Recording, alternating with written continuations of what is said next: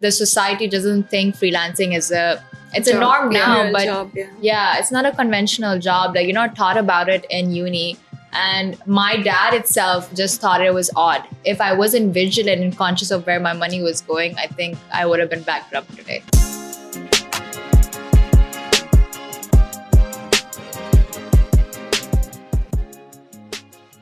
So Aemen has, I'm correct, right? No. Aemen. Now, Aemen? Yeah. Aemen. Oh my God. Did I say it Literally right? the word amen. Yeah, like in the prayer. Yeah. Oh, okay. Okay, that's much easier. Amen. Yeah. I always also look at my pronunciation as like Ayyemen, like amen. That makes it The confusing. Y made it confusing. Yeah, that Okay. becomes I man. Okay. Because I asked in the morning, I'm like, is it AE or is it AY? And Bakr is like AY. And You I'm know, like, honestly, Aemen. I've had like different pronunciations my whole life. Like my family calls me like Aeman, like the most painless way. I mean, universally, like sometimes people think it's a guy's name. I mean, it is. It's a unisex name. I've had cops stop me like, how can your name be this? I'm like, I don't know. Okay, so yeah, it's fine. Like if you butcher the name, but No, named you? I personally would not like to butcher your name. yeah, don't butcher my name. It's Aemen. Amen. Yeah. I don't know who named me, but my second name is based on my aunt because my parents That's really liked sweet. my aunt and she's still alive. And Amen, I think the translation means most congratulated, but I still don't understand the significance of the name, and it doesn't have a deeper meaning. So yeah. Well, as long as it sounds good. Yeah, as long as it sounds good. Like I feel like we kind of adopt our names and become, personalities and tie them. Like I can't imagine being a Fatma or an Aisha. Like sometimes people ask me like, do you prefer the second name? So no. So thank you for being here today, Aemen. And Aemen is the CEO of her own agency, Create with Aemen. Yeah. Would you like to talk to us about your journey where you started with being a freelancer and a content creator, and then you moved into your agency role with Tish Tash and Casa Milano, and then now you're an entrepreneur, which I think is pretty fabulous because you've touched into all the aspects of working 9 to 5, working for yourself, working as a freelancer. Yeah. So what is the difference and what was your journey like throughout? I feel like I've kind of gone with the flow with my life. I never had like a plan or strategy in place. I just never knew I wanted to work in agency or corporate. Obviously, when I was in agency, I was like, I think a corporate would be nice, instead of working with multiple brands. And Create with Aemen was basically a name that my friend helped me come up with. Because there were periods that sometimes after leaving a job, I would be like, I think I'm going to freelance and maybe I'll make more money in this. But what I lacked was kind of discipline. Like when things wouldn't work out, I'd be like, I'll go back to a job. So for years, I kind of struggled with that. And Create with Aemen was just there. It would be something I'd pick up and then forget about. And this year is the first time in years that I got some discipline in place. I got a business coach who pushes me every single day. And I think that's what freelancers feel, that you're alone, and that's why it's so easy to give up. And also your friends and the society doesn't think freelancing is it's a Job, norm yeah. now, Real but job, yeah, it's not a conventional job. Like you're not taught about it in uni. And my dad itself just thought it was odd. So when I got my job at Danube, he was the proudest because he knew the name. And for him, it's like 9 to 5. Whereas I still struggle to explain some desi uncles and aunties what I do. I remember I met a friend's dad last week and she's like, yeah, beta, I hope you find a job soon. But I was like, no, I'm going to still make this work. I'm going to keep trying until the end of this year. And we got the business licensed in August. So congratulations on getting firstly the business Thank license. you. I just want to go back to your starting point of how did you maybe come up with the idea of starting your own agency? I'm sure it was a very risky process and you were afraid, of course. What was your investment into the business and how do you see it growing from there? I knew I wasn't happy in my role. Like I was suffering mentally for a while. It just became very monotonous for me going to a 9 to 5. I felt like I didn't have much bigger goals in my life. You know, all I had to do was just survive my job. And it was also taking a toll on my personal life because all I was ranting about in my personal life was my job, you know? And I don't think I kind of felt seen in that. And when I left my job, I basically, my friend's business coach, who's my business coach now, she kept pushing him to me for years. And I came out of a job interview and I went to him and I was like, I'm at a crossroads, you know? Basically, there were several things happening in the pipeline. One was like potential job roles or interviews. And suddenly, like, I was like, I don't think I have the energy to wake up at 9 o'clock and work for someone else's dreams. And he was like, you know what? Screw it and work for yourself. And I was like, I have nothing. I don't know how I'll be able to cope up financially. Like my settlement money will come through after a while. Like I only have this month's salary. He's like, we'll figure it out. And normally when you think about starting a business, you're like, I need so and so investment. And I was talking to a lot of people who started their own businesses. They're like, we left our jobs and quit after we had these amount of savings. But I had none of that. What was the amount of savings that they mentioned to you? It could be like 30,000 or something. Okay. Roughly. Initial startup cost. Yeah, roughly along that side because they were looking at something that you can fall back on. So, because it's like entrepreneurship is like an area of uncertainty. So you need like a safety back in some way. And I think they were calculating cost of like living, cost of traveling, cost of starting up, and sustainability. So when it comes to your own investment to your business, did you financially invest yourself? Did you borrow money? Did you take a loan? How did you just get it going, or was there no capital requirement at all? Basically, like this was a year of change for me, and year of really getting me out of my comfort zone. Year of like learning discipline, which is like time is my biggest enemy. And I think the investment what I made was 1,500. So it's a DED license that anybody can get. Yeah. Okay, basically the investment I did was 1,500 initially. Okay. So it's helped me sort out my licensing. And now that you come 6 months along the way, right? How have you learned to manage your finances for someone who's starting out? To be honest, I only learned to manage my finances a month ago.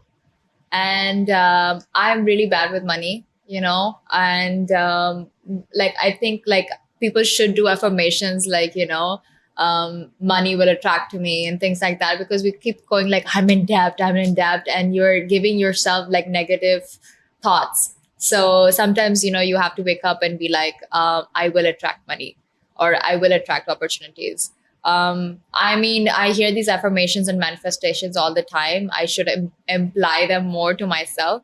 I still don't know how I'm managing my finances, but I can say I've become a little bit more conscious. Like the other day, I got charged by Spotify and I don't even use Spotify. And I reported it to Spotify and they said your card was being used by some random account.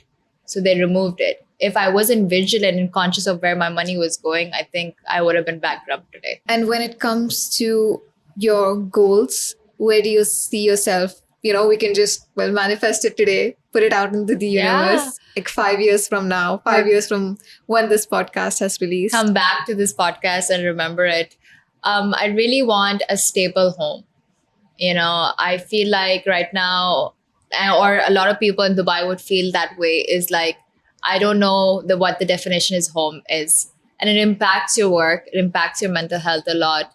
And you coming back to home in terms of like just feeling calm, even as a creative, like I love bright spaces. So I want a stable home that is mine to go back to.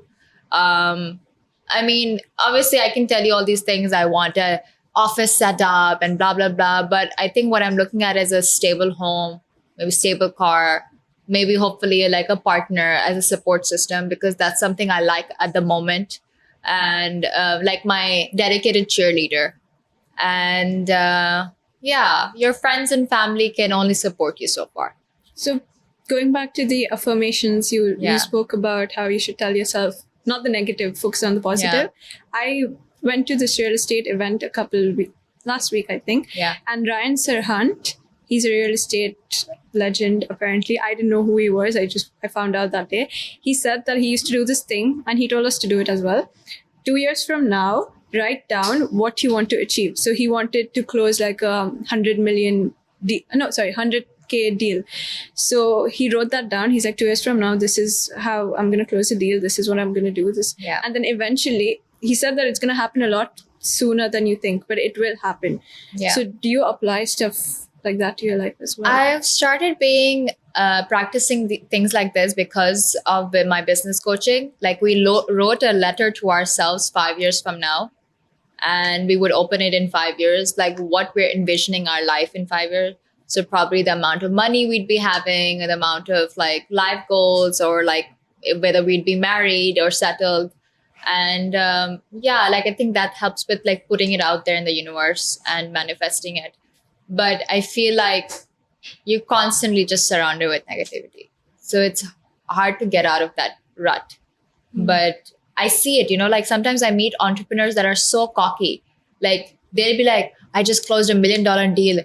And I am now understanding that I know why that cockiness is helping them, because they're attracting those. But there's a difference between cockiness and being confident or positive that you will achieve something, right? I like people who are humble and grounded, but also like I think I'm just still figuring out how different entrepreneurs work, because their overconfidence has gotten them somewhere. And I think it's just that unwavering belief that I'll do it. That's about it. And because you're so fresh on your journey right now with how you've just started your entrepreneurship journey this year, what would be your main tips if you had to advise somebody else who, let's say your friend who's also starting on the same journey? Some of the mistakes I made that I would probably like advise people to like just be wary of is basically like, if money is coming good, just try to see if you can invest it back on that business. Mm-hmm. What I made was I started hiring too many freelancers and resources. And I just had too many commitments and liabilities, and I did not have time to reinvest it back on the marketing of the business. And or like example, like performance marketing to run ads. Also, like there was a point where I was like, okay, I have enough clients. I don't need to be doing business development. Your clients might leave you tomorrow, and business development needs to be happening every single day. You need to be meeting new people every single day, because you don't know the reliability of these clients. Like I've had situations where I was depending on my monthly income. This is my bread and butter. And suddenly clients have dropped me. So if now I'm very like vigilant, I have to go for a networking event. I have to do like one-to-ones with a lot of people. I have to put the word out there that I'm doing something, And just on that, do you think, based in the current market, you have somebody that you look up to whose journey you've really admired, or somewhere in the West whose journey that you see and you're like, that's a journey that I really like, and hopefully something that you could replicate, or not even replicate, but maybe take a few points from there? To be honest, like my business coach's journey personally, because he was somebody who was a single father of two, and he's made this business. And I like that he constantly reminds us of his personal journey. A lot of the entrepreneurs don't talk about like, what their struggles, or may help you relate with it.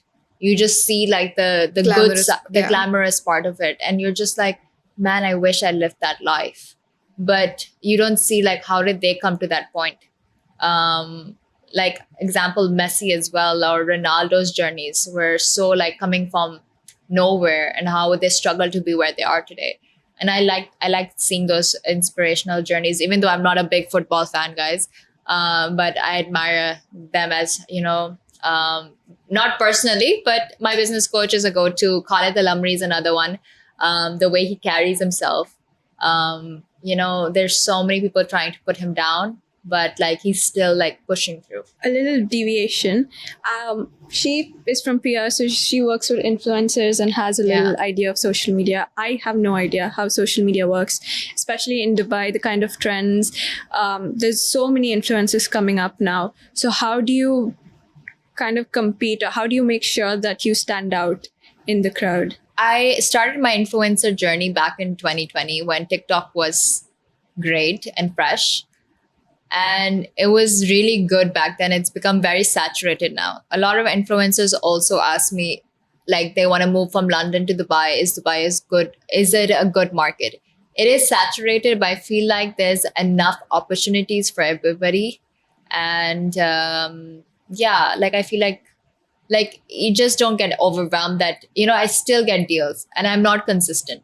You know, like example, maybe in the last month, I've probably closed 3,000 dirhams in sales just by influencer marketing. And that's not like my business income.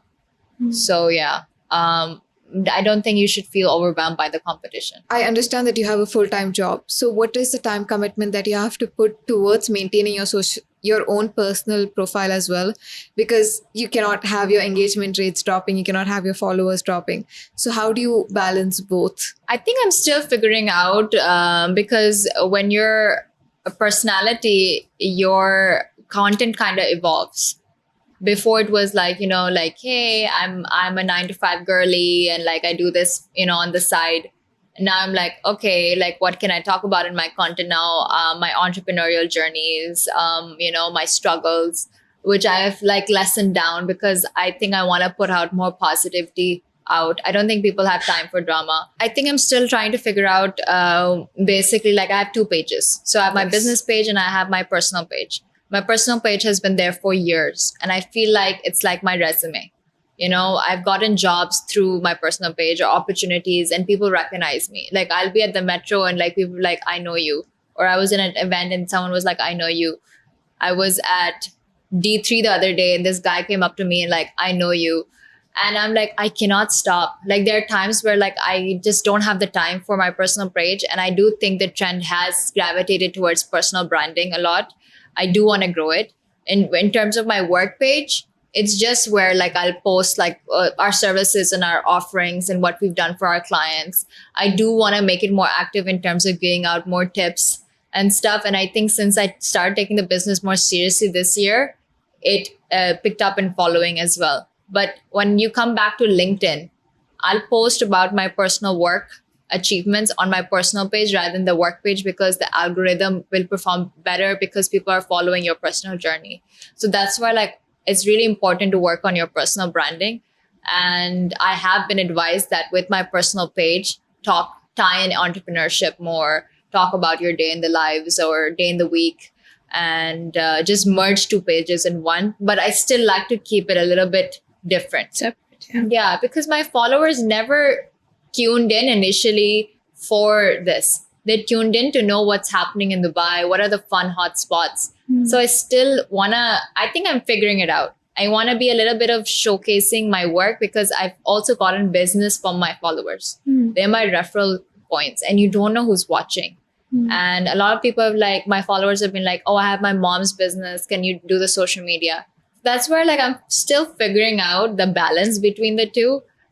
So sometimes I'll just be like, guys, I'm visiting Abu Dhabi and going to Taste of Abu Dhabi. And then sometimes I'll be like, oh, we like, you know, closed in this deal.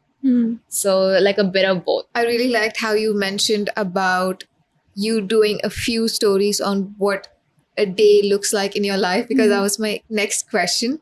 Now that you've moved away from your 9 to 5, what does your day as an entrepreneur look like? Like a random Monday. Okay, this month has been very different because previously, I think like I didn't like how my days were looking like this past year. But this month, my day starts by 10 a.m. I will have a call with my accountability partner. We'll go through my finances. We'll go through what I'm doing, my task list, major task list for the day. And then after my call with her, I'll probably take some like discovery calls with like new potential leads. I'll probably be doing one-to-ones. I'll probably be editing or checking in with my clients like, hey, like this post needs to go out or going for a shoot. No one day is the same, and that's what I constantly think about. Like, no one Monday is the same. So maybe like these, it might not be in the same flow, but it'll be jumbled up. Maybe after 6 to 7, I'll like to go to the gym. And like I like to, like, in the sense like it can be kind of like monotonous, or like I miss people. But I feel like this year is the only year I don't feel alone in freelancing or having my own thing going on. I like to go and sit in my coach's co-working space, and there are a lot of co-working Wednesdays, and um, like these initiatives that have come up, which weren't there years ago. Like, you felt really alone in that field. Before the podcast, you did mention that you have this community of freelancers that Yeah. you started, which I think is a fantastic initiative. Can you talk us through that? Okay, so it used to be called, I've never made eye contact, but I'm going to make eye contact now. And so it used to be called Creatives in, no, it's now called Creatives in UAE. It used to be called Freelancers in UAE. And it had no branding to it. It was just a random group I made. And I wasn't very like involved in facilitating it. Like, it was facilitating itself. It was just a bunch of people I knew, contacts like photographers, videographers, models, content creators. And like we would just reshare like opportunities we found around us. And when I got the business license, I saw like a trend in communities around me. There's so many communities going on, and they like make you pay for the membership and things like that. And I like the rise of communities this year. I feel like that's where the trend is gravitating towards. So I was like, let me take back ownership, because it was an asset I wasn't utilizing. Like, I was running this page and I wanted people to be like, oh, she is kind of like an industry leader. Like, she has a set of people she's managing. Like, if a random person came and gave me a business deal, I want them to know like I am kind of influential, and I had this resource with me. So I rebranded it, changed it from a random group to a community group. And now, like, sometimes I give them updates in the sense like, oh, guys, like, you should check out, Downtown Design Week, or like you had Lego redesign the metro. So I'd be like, content creators, look out for this. So they get updates from me for this, but also like on its own, the group facilitates itself in the sense like they send opportunities like, I need like someone to cover this gig for me tomorrow. Or like, is Alsif a place I can like shoot without getting permissions? So like a supportive community, we talk about a lot of things in the creative space, which is something I don't think is there out there right now. If somebody wants to join the group, can they do that? Or Yeah, like it's a free community group. They can go to my business page and just like link in bio, plug in, and anybody can join. But I'm a little bit like conscious in the sense like I do approve only Dubai numbers. I don't want like randoms from like India and like, like Other countries yeah, too. decluttering the group and stuff. And sometimes I do get personal messages from people talking about their personal journeys, about like how struggles they've had as creatives, and if they should share it on the group or not, or like suggestions on like event ideas. Like, I wanted to do a lot more, in the sense we had our first networking event, and I wanted to do a photo walk, but it's just also time. It takes up time and to do all these things. And right now, I think my business needs my time the most. For an outsider, you said there's communities, so there has to be communities for social media influencers, content creators that you're a part of, right? Yeah. So for an outsider, what exactly goes on in those communities? Influencers in Dubai, I feel like there's a lot of groupism, and also like they like to keep them themselves. You'll meet them at events.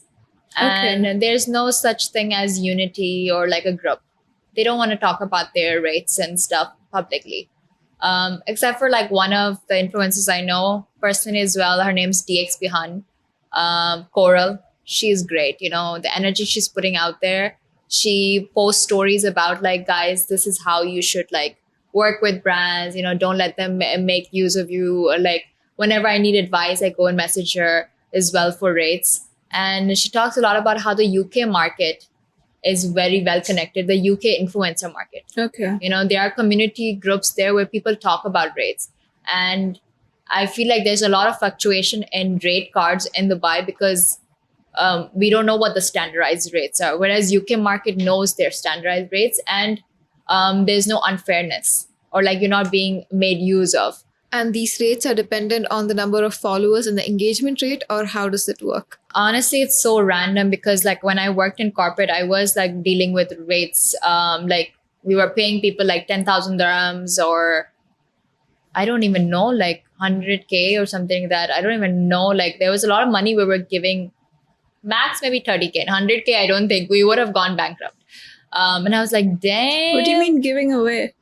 Not giving away, they were doing their services in Okay. exchange, but like one That's how reel or a much you couple of would pay stories for- for like 30,000.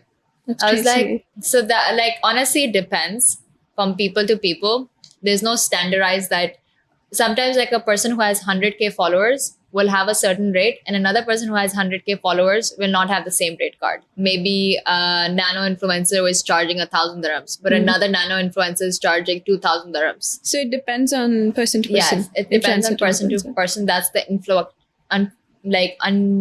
let me find the word for it, influctuation in rates, Okay. Okay. you know, and it depends if a brand can also afford to pay for it. As you had mentioned, in comparison, you would say UK has more standard rates, that if you have these many followers, you would have this rate. As From what I've heard, is basically like the community there has discussed their rate. Like they have like mutually discussed it, you know. So the influencers then price themselves that way to the brand. People say, is influencer marketing worth it? And like they have a lot of debate on it. And they say that influencer marketing might die down soon. There's just a lot of like theories out there. But I feel like it's a trial and error. Certain influencers do have an impact.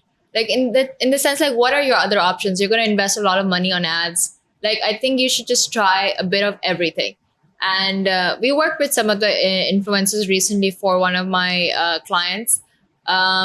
A lot of them did not give us great engagement or anything, but one of the influencers we worked with, she was a niqabi influencer, and she wore one of our abayas. I thought, you know, a face really matters to sell a buyer product, but niqabi influencer and got us a lot more traffic, you know, because she had like a very, very like, I think interactive community, and they really liked what she was also showcasing, the abaya. So increased in like following, increase, we got like leads coming in, and I think it's just the right influencer you work with.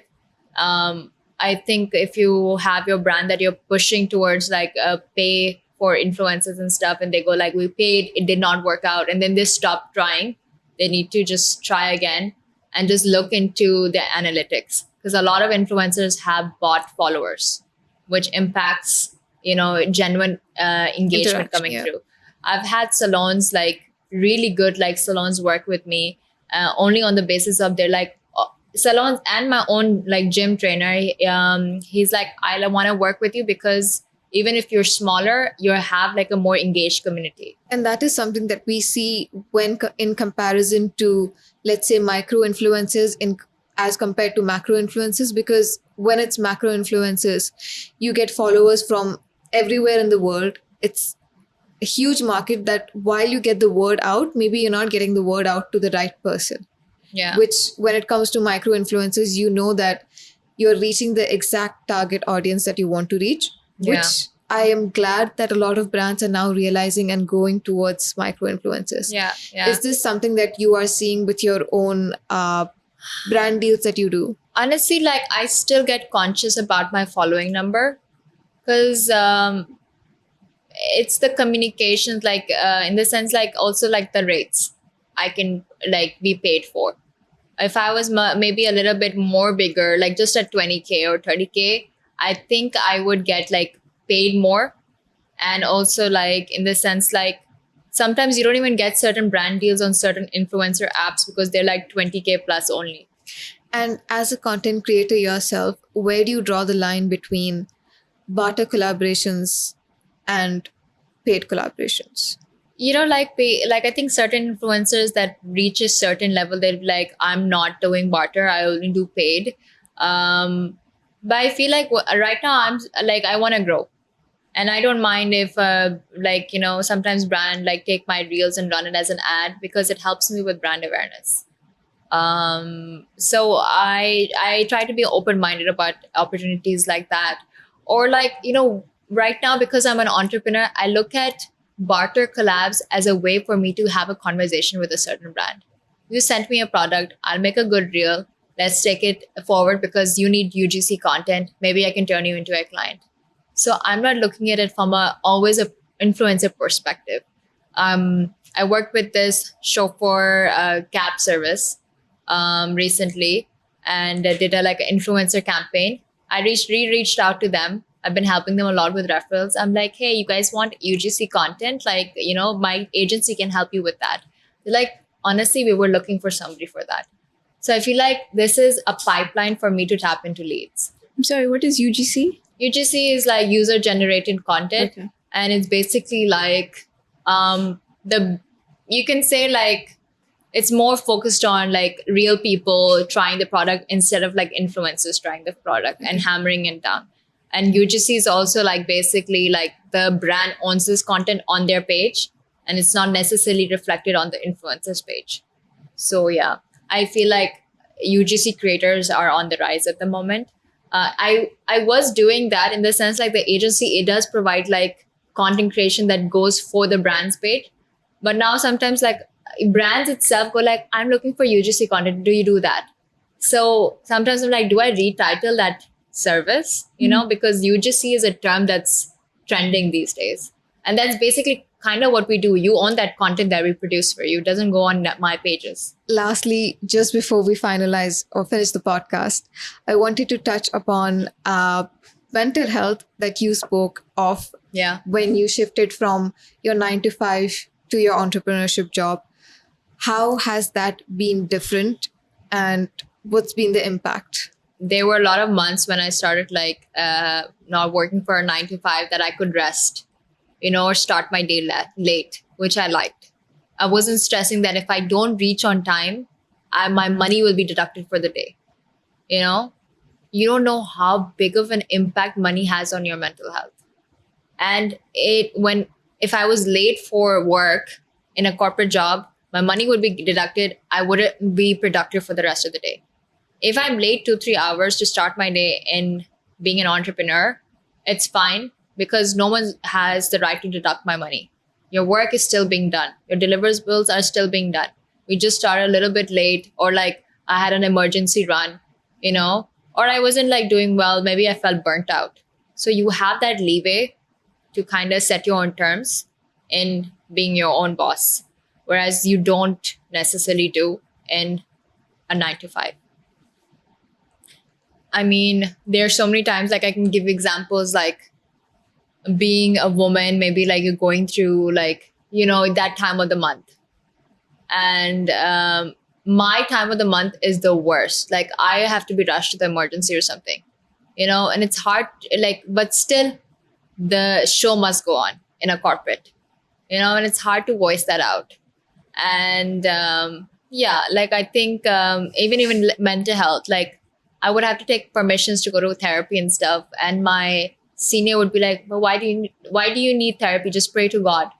That's a personal thing, so I feel like in corporate, like sometimes your colleagues just had their own opinions, or like I was in very traditional corporate before I started doing entrepreneurship, and mental health wasn't something that was given much importance.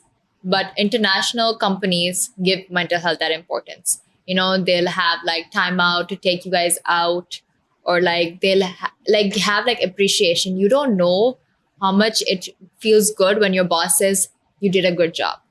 And that's what like I try to bring back in entrepreneurship too. If I'm working with a freelancer, I love the work you did and stuff like that. Even when I was also in corporate, like whoever I worked with, I would make sure like this looks great. That little word or like positive comment that you give to someone really like motivates them.